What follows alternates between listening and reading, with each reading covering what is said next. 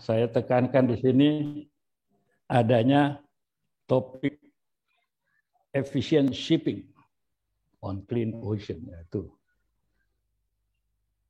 efficient shipping dalam topik kita saat ini mengarah ke efisiensi of fuel oil consumption bagi kapal tentunya.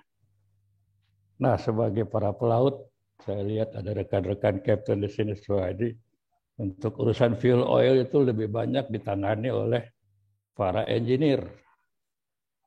Jadi ini memang kompetensinya Bas Parwo ini untuk bercerita fuel oil consumption ini. Dan STCW, Konvensi IMO, itu memberikan tanggung jawab utama kepada para engineer untuk setiap saat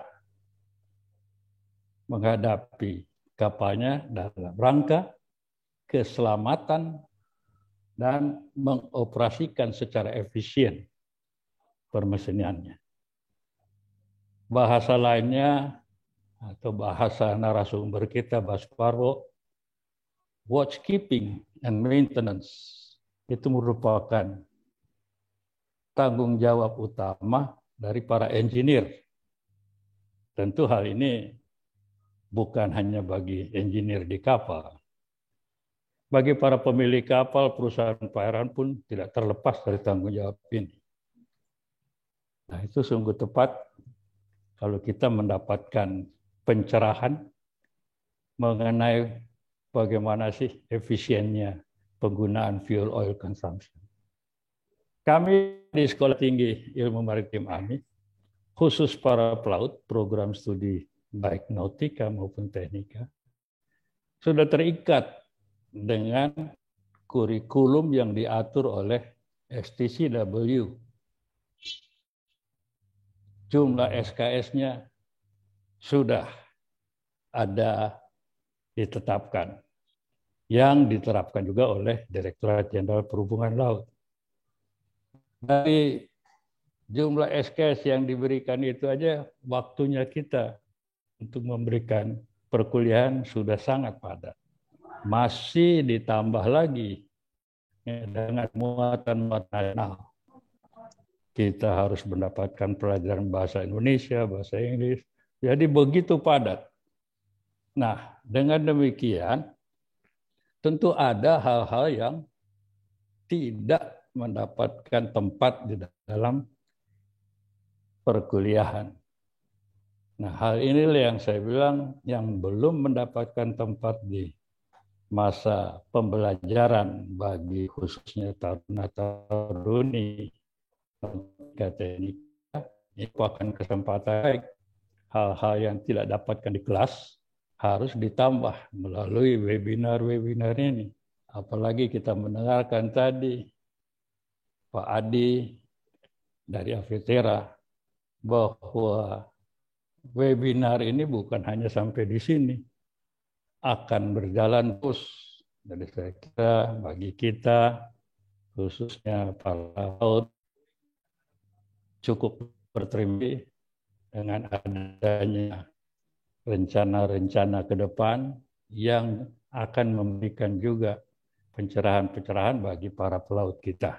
Karena bagaimanapun juga kami di sekolah ataupun di pendidikan itu terikat dengan ketentuan kurikulum, sehingga bahan-bahan yang di luar itu hanya bisa didapatkan melalui webinar, pencerahan kursus-kursus. Karenanya kami sangat menyambut baik adanya webinar Maximum Efficiency of Fuel Oil Consumption ini, kiranya itu bagi seluruh peserta dapat memberikan nilai tambah yang sangat berharga untuk pelaksanaan, baik di dalam pelaksanaan di kapal maupun di darat sebagai pengelola perusahaan. Demikian, terima kasih Alta Training Center dan Lilin Tua Education atas penyelenggaraan dan mengundang kami untuk ikut berpartisipasi. Terima kasih, selamat siang. Selamat siang. Terima kasih Bapak Kapten Albert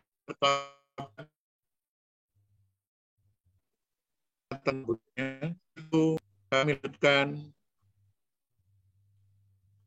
untuk memulai webinar ini dan kami mulai pakar kami Bapak Suparno untuk membuat webinar ini. Waktu kami persilakan. Terima kasih. Terima kasih. Assalamualaikum warahmatullahi wabarakatuh. Alhamdulillah. Waalaikumsalam warahmatullahi wabarakatuh. Segala puji dan puja dan syukur kami panjatkan kepada kehadirat Allah Subhanahu wa taala yang hanya karena rahmat dan hidayahnya semata, yang hanya karena ridhonya semata, hari ini saya dapat hadir untuk melaksanakan tugas yang diberikan oleh Aviatera dalam rangka membagi ilmu, dalam rangka membagi pengalaman.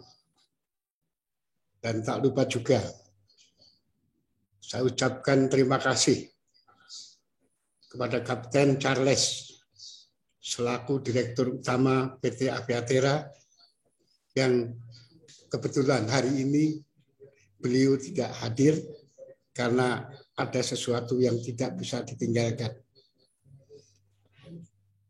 Oleh karena itu, saya sampaikan terima kasih kepada Bapak Mas Agus sebagai Direktur Operasional yang telah mewakili beliaunya. Selanjutnya, secara khusus pula, saya sampaikan terima kasih kepada rekan saya, Kapten Albert Lapian, Direktur Sekolah Tinggi Ilmu Maritim Jakarta, yang telah berkenan mendampingi saya dan selalu menjadi spot serta penasihat saya dalam rangka bersama-sama ikut peduli pada kualitas pelaut, terutama pelaut bagian mesin. Perlu kami sampaikan bahwa webinar ini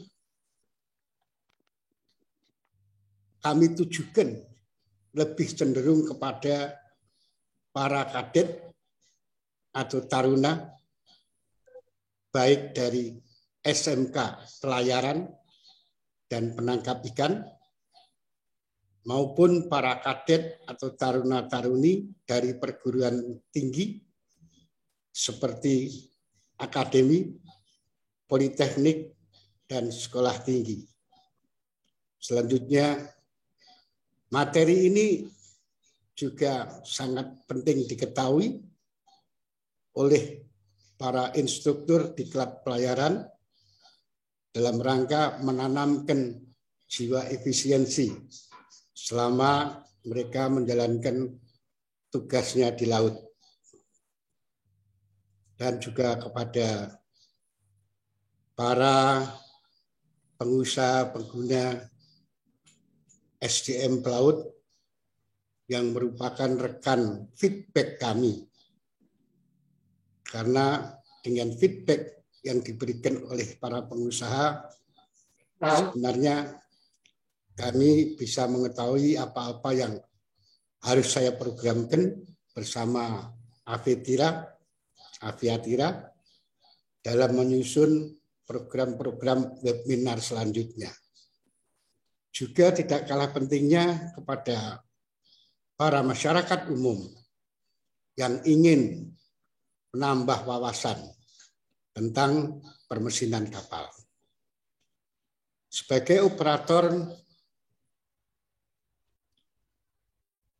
awak kapal pelayaran niaga, maka efisiensi merupakan inti atau salah satu di antara 3 hal yang penting difahami, dilaksanakan, dan dipertanggungjawabkan oleh para pelaut dari manapun, pelaut dari perusahaan manapun, dari level apapun, yaitu selain 2 yang lainnya, aman dan menjaga lingkungan. Ada satu hal yang perlu kami sapa.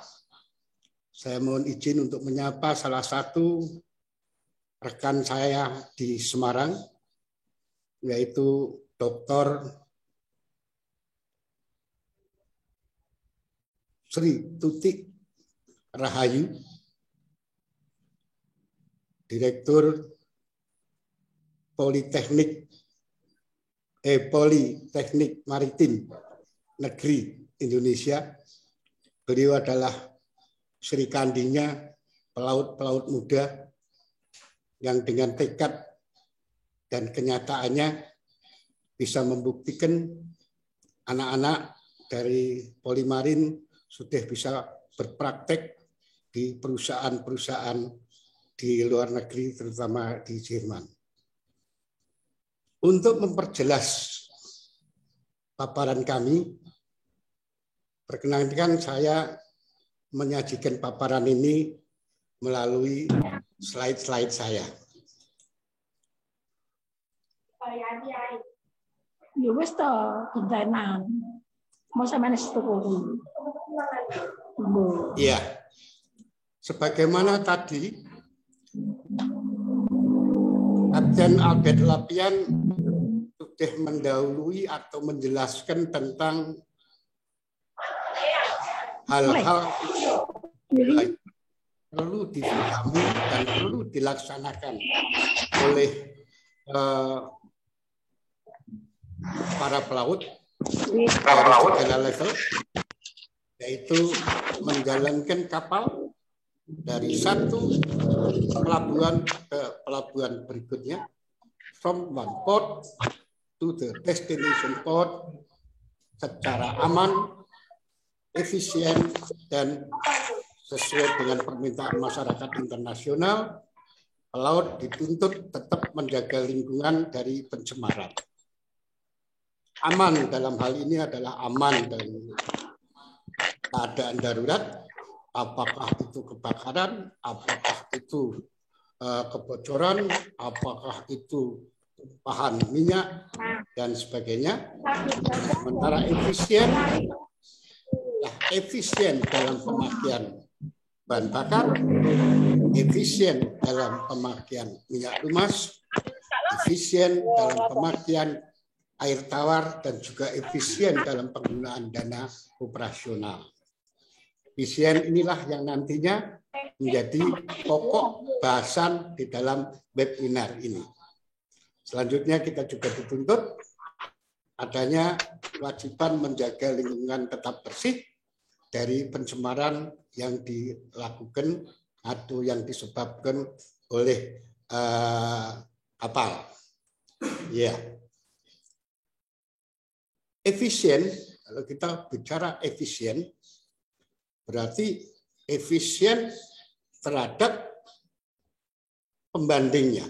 Kita tidak mungkin ngomong efisien itu boros atau efisien kalau kita tidak punya referensi. Referensi dari efisien dalam hal ini adalah standar yang telah ditetapkan oleh pabrikan pada saat merancang kapal ini, mesin ini, standar pada saat dilakukan sea trial, saat selesai dok, yang semuanya dituangkan di dalam buku manual. Jadi kita baru bisa ngomong efisien terhadap satu pembandingan. Kita tidak mungkin ngomong efisien dibandingkan dengan apa. Kita dikatakan boros dibandingkan dengan apa.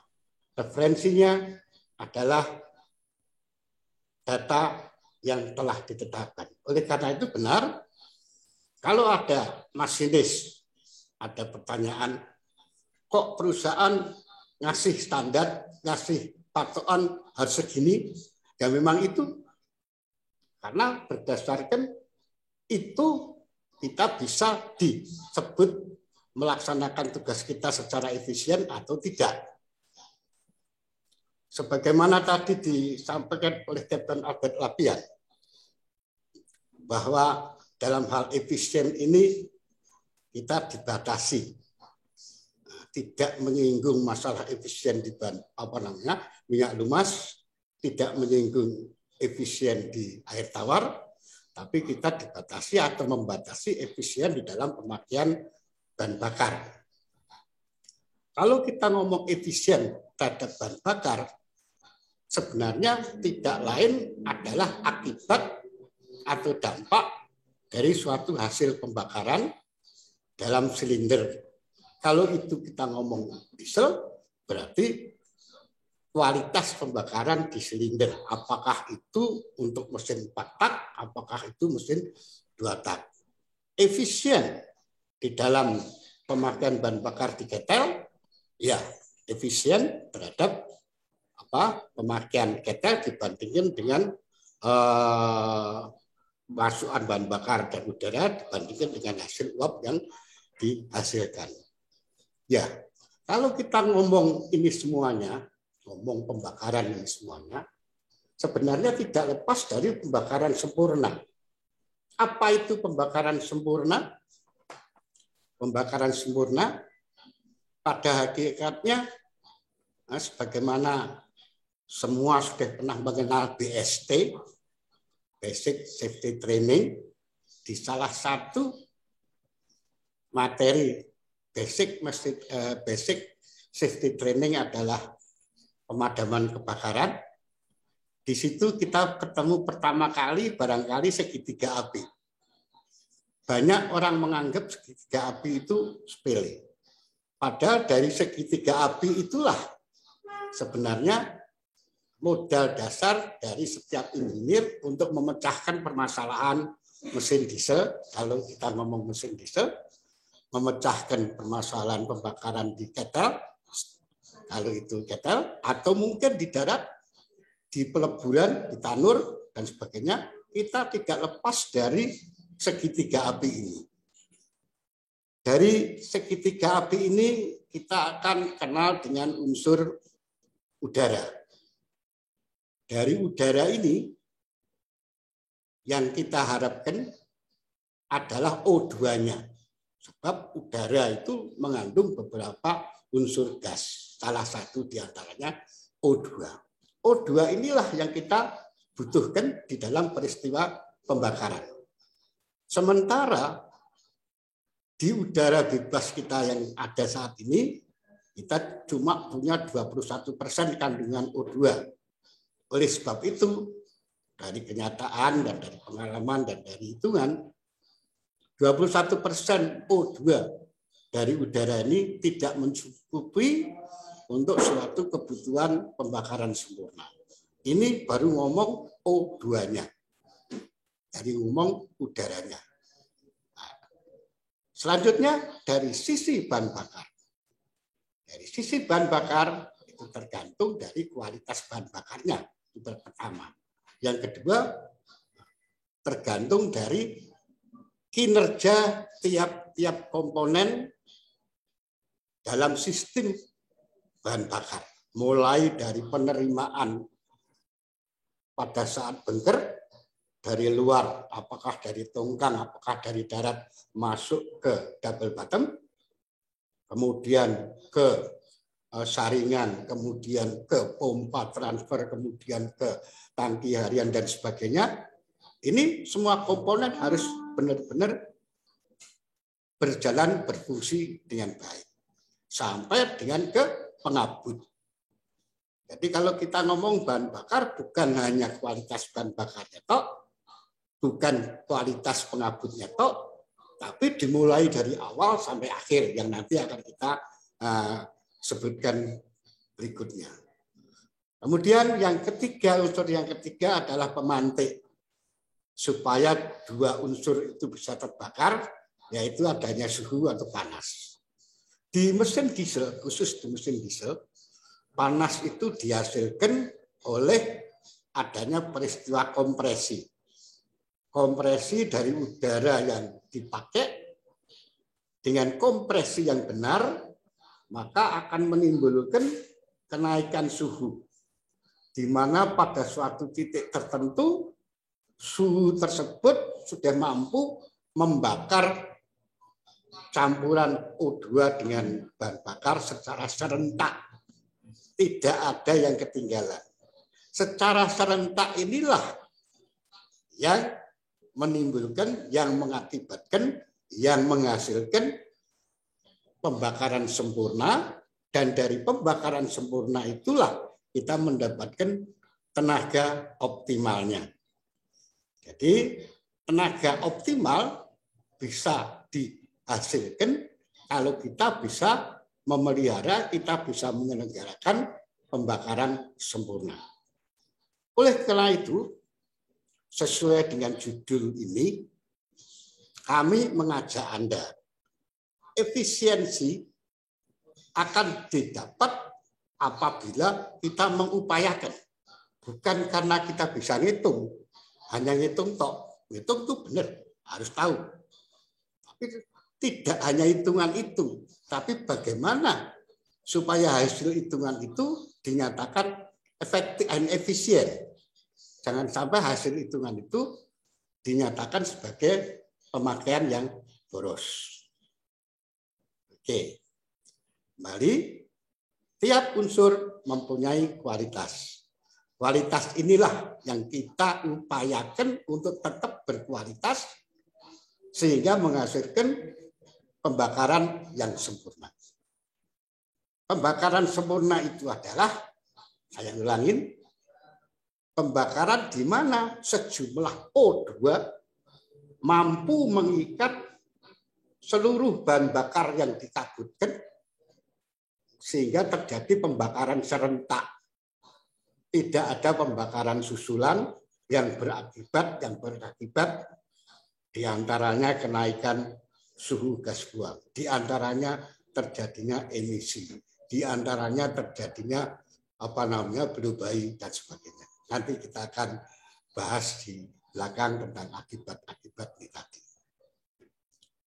Ya, kalau kita bicara tentang pembakaran sempurna ini tadi, jadi kesempurnaan pembakaran kita anggap 100% itu, ya, itu maunya 100% hasil pembakaran sempurna itu tadi maunya dipakai untuk memutar baling-baling.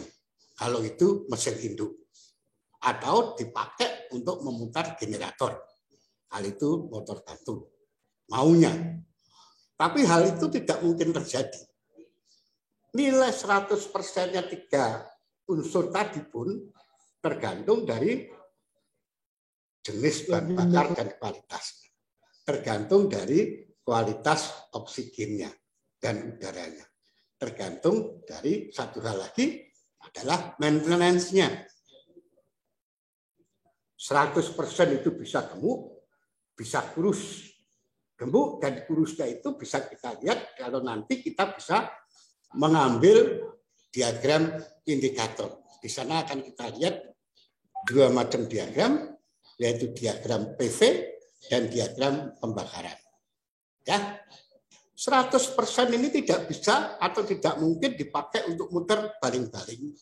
Karena begitu kita masuk kamar mesin, kita merasa hangat, kita merasa panas. Yaitu hilangnya panas melalui peristiwa radiasi. Mesin-mesin sekarang knalpotnya diisolasi dengan bagus sehingga efek dari radiasi berkurang. Oke, sisa dari radiasi barangkali bisa langsung kita pakai. Itu pun tidak mungkin. Karena pada peristiwa pembilasan untuk 2 tak atau peristiwa pembuangan pada 4 tak ada sebagian besar panas yang terbawa oleh gas buang. Ya, ini merupakan kerugian yang disebut kerugian panas, loss of exhaust gas. Supaya secara instalasi kerugian ini bisa tertutupi, maka kerugian ini bisa dimanfaatkan, harus dimanfaatkan untuk memutar turbin turbo charger. Ya, turbo charger. Sebagian panasnya lagi, sisa panasnya masih tinggi, maka dimanfaatkan untuk membuat uap di cerobong yang kita sebut exhaust gas boiler. Sehingga kita sudah mengalami dua kerugian. Kerugian pertama adalah radiasi, kerugian kedua adalah exhaust gas. Oke, kalau gitu sisanya dipakai untuk muter. Nggak bisa juga. Kenapa? Kalau sisa itu langsung dipakai, barangkali silinder linermu fatigue. Kemudian kemungkinan silinder blokmu retak. Kemungkinan silinder headnya melengkung dan sebagainya. Kenapa? Adanya panas atau suhu yang tinggi pada peristiwa pembakaran. Oleh karena itu, bagian-bagian yang terkena langsung oleh pembakaran harus didinginkan. Konsekuensinya bahwa ada sebagian panas yang harus dibawa keluar, yaitu melalui pendinginan. Apakah itu pendinginan terbuka, apakah itu pendinginan tertutup, yang jelas panasnya diambil. Sehingga dengan ketiga kerugian tersebut, kita bisa mendapatkan yang namanya daya indikator, NI. Ya, NI itu adalah suatu tenaga dalam dari pembakaran 100% setelah dikurangi kerugian-kerugian panas. Dari mulai radiasi, kemudian gas buang, dan pendinginan. Oke, kalau gitu, itu yang kita pakai. Belum bisa. Karena sisa tenaga setelah kehilangan tenaga panas, yang kita sebut tenaga mekanik ini, akan harus berhadapan dengan hambatan-hambatan lain, yaitu gesekan antara permukaan yang bersinggungan seperti roda gigi. Umpamanya untuk nok-nok yang harus menekan pusat ke per, ke pegas, rantai, dan sebagainya, yang kesemuanya itu membutuhkan tenaga. Ya, tenaga inilah yang nantinya harus kita hadapi sebagai hambatan atau sebagai kerugian mekanik. Nah, ini kalau yang tadi itu tergantung dari bahan bakarnya, tergantung dari udaranya, tergantung dari perawatannya. Nah, sekarang ini yang ke bawah tergantung dari kualitas pelumasan. Ya. Sehingga dalam hal efisiensi, kembali lagi, bukan bagaimana cara menghitung, tapi bagaimana kita mengupayakan bahwa hasil pembakaran itu memang benar-benar dipakai sebanyak mungkin. Sebanyak mungkin atau kurang sebanyak mungkin itu didasarkan pada referensi hasilan pabrik, referensi hasilan dok, referensi di buku manual. Tugasnya masinis adalah menjaga harga efisiensi ini lebih rendah atau mempertahankan paling tidak sama. Dengan output yang kita sebutkan load mesin sesungguhnya setelah keluar dari poros yang kita sebut NE itu nanti yang harus dikaitkan dengan pemakaian bahan bakar. Sebab salah kalau ada yang langsung memvonis masinis ini pemakaian bahan bakarnya boros karena sekian liter per jam atau sekian liter per hari, sekian liter per satuan waktu. Karena kapal kosong dengan kapal penuh jelas pemakaian bahan bakarnya berbeda. Kapal didorong ombak sama kapal melawan ombak atau angin jelas berbeda pemakaian bakarnya. Kapal nungging sama kapal jengat sama kapal yang lempeng lurus streamline akan lain. Oleh karena itu, setiap laporan perjalanan pemakaian bahan bakar tidak cukup liter per satuan waktu atau gram per satuan waktu, tapi liter atau gram per satuan waktu per menghasilkan setiap kilowatt tenaga. Sehingga satuannya bukan liter per jam atau gram per jam, tetapi liter per kW. Hanya adalah jam atau gram per kWh. Ya, nah ini yang harus dipatuhi. Itu semuanya disebut SFC. Ada yang memanjangkan SFC menjadi SFOC. Kalau SFC berarti specific fuel consumption. Kalau